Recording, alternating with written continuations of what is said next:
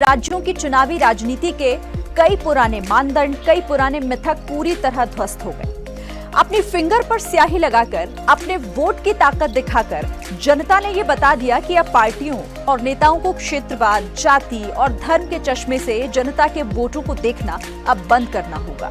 जनता अब बदलाव चाहती है। जनता अब अपनी तरक्की पर लगा हुआ ताला खोलना चाहती है और इसीलिए उसने अपनी फिंगर की से पंजाब में नई पार्टी को मौका दिया है, तो यूपी और उत्तराखंड सहित बाकी 4 राज्यों में पुरानी सरकारों की ही वापसी कराई है।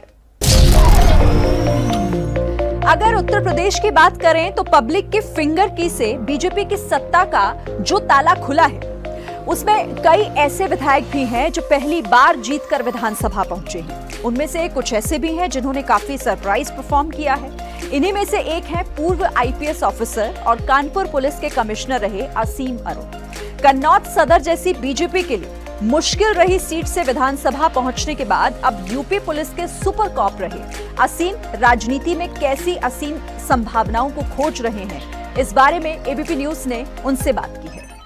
मेरे साथ इस वक्त असीम अरुण साहब हैं जो कन्नौज सदर सीट से पहली बार विधानसभा में दाखिल हो रहे हैं और उनका परिचय सिर्फ इतना नहीं है, वो 1994 बैच के आईपीएस ऑफिसर हैं जो कई बड़े पदों पर यूपी पुलिस में रहे हैं और अब उन्होंने खाकी को अलविदा कह के, मैं कहूँगा कि खादी का दामन थाम लिया है और अब विधानसभा में वो आ चुके हैं। असीम जी, ये जो जनता की फिंगर की से आपकी सत्ता का, आपकी पार्टी की सत्ता का दरवाज़ा खुला है, आपकी क्या प्रतिक्रिया है जनता के प्यार पर आपके लिए? ये चुनाव बड़ा ऐतिहासिक चुनाव है क्योंकि एज ए ट्रेंड अगर देखें तो सबसे बड़ा परिवर्तन ये आया कि लोगों ने इस बात को समझा, वोट बैंक की राजनीति, वोट की खरीदारी, वोट की ठेकेदारी अब नहीं चल रही है। अब केवल सुरक्षा, विकास, जो मूल मुद्दे हैं, रोजी रोटी के मुद्दे हैं, उन पे ये चुनाव लड़ा गया। 5 साल यही काम भारतीय जनता पार्टी के नेतृत्व में, योगी जी के नेतृत्व में ये काम हुए, लोगों ने पसंद किए और हम देख रहे हैं कि 37 साल के बाद पहली बार कोई पार्टी यूपी में वापस आई है। पहली बार कोई मुख्यमंत्री वापस आए हैं, ना सिर्फ वापस आए हैं, 2/3 मेजॉरिटी से वापस आए हैं। इससे बड़ा नागरिकों का स्टेटमेंट, वक्तव्य शायद कभी नहीं हुआ होगा, वरना तो हर 5 साल में हम जनता के रूप में पार्टी को बदल दिया करते थे। तो अब ये बहुत संतोष का विषय भी है, लेकिन साथ साथ एक बहुत बड़ा दायित्व भी है। अब और ज़्यादा बड़ी जिम्मेदारी हमारी पूरी पार्टी के ऊपर है कि जो 5 साल हमने अच्छे काम किए, अब हम अपनी कल्पनाशीलता को और बढ़ा करके और ऊंचाइयों पे लेकर के जाएंगे और जो मूल मुद्दे हैं उन पे और अच्छे से काम करेंगे। असीम जी, विकास के साथ साथ सुरक्षा इस सरकार का बहुत बड़ा एक आश्वासन रहा लोगों के लिए, भरोसा लोगों ने उस मुद्दे पर जताया और आप सुरक्षा के ही महकमे से जुड़े हुए थे। क्या वहीं से कुछ आपकी नज़दीकियाँ बनी, ऐसा कुछ?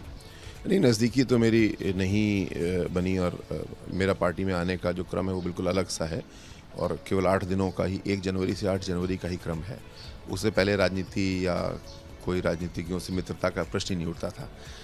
लेकिन जो सुरक्षा की बात आप बोल रहे हैं, तो भारतीय जनता पार्टी ने पिछले 5 साल में, और मैं क्योंकि पुलिस ऑफिसर था, पुलिस कमिश्नर कानपुर या 112 या एटीएस में था, ये 3 पद मैंने 5 साल में किए, तो बहुत बड़ा परिवर्तन पिछले सरकारों के मुकाबले हम लोग को देखने को मिला। कैसे? पहला, कानून के राज पे चलना चाहिए, ये चीज़ योगी जी ने पूरे महकमे को सिखाई। इससे पहले ऊपर के लेवल पे भी और जनपद में विधायक लेवल पे लोग सोचते थे कि व्यक्ति का राज होता है, कि विधायक जी ने बोल दिया तो अब मर्डर के मुकदमे से भी कोई बच जाएगा, मारपीट से तो बच ही जाएगा। लेकिन अब एविडेंस पे काम हुआ, पुलिसकर्मी बड़े आराम से किसी को कह पाते हैं और इसी दिशा में एक बड़ा कदम उठाया गया है। दुनिया की बड़ी airport operator company group ADP और दुनिया की बड़ी airport developer company GMR airport ने एयरबस, एक्सेंस और सैफ्रन के साथ मिलकर भारत में सस्टेनेबल एविएशन फ्यूल के भविष्य की संभावनाओं पर सर्वे और स्टडी के लिए एमओयू साइन किया है। आपको बता दें कि सर्वे में भारत में सस्टेनेबल एविएशन फ्यूल की डिमांड, चुनौती और अवसर के बारे में ज्यादा जानकारी जुटाई जाएगी।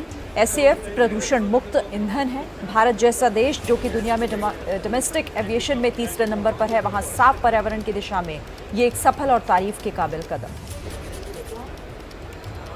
तो कार्बन उत्सर्जन जीरो करने का लक्ष्य रखा गया है, उसी दिशा में ये एक कदम। और एबीपी न्यूज पर आगे देखिए पोल खोल शेखर सुमन के साथ। केजरीवाल का देखो इलेक्शन चैलेंज, डिप्टी सीएम हो गए क्यों कर चेंज, केशव को मिल गया फिर प्रसाद, सहनी ने चखा कैसे वीआईपी स्वाद। देखिए पोल खोल आज रात 10:30 बजे सिर्फ एबीपी न्यूज पर। देखो देखो मैं आ गया। Hi baby, look. नया एसी, थोड़ा और सर्च कर लेते तो शायद और पावरफुल एसी मिल 60 जाता। डिग्री सेल्सियस में भी चिल करता है। रिमोट देना। Switch on the AC. It's perfect, just like me. मेरी चॉइस ही ऐसी है।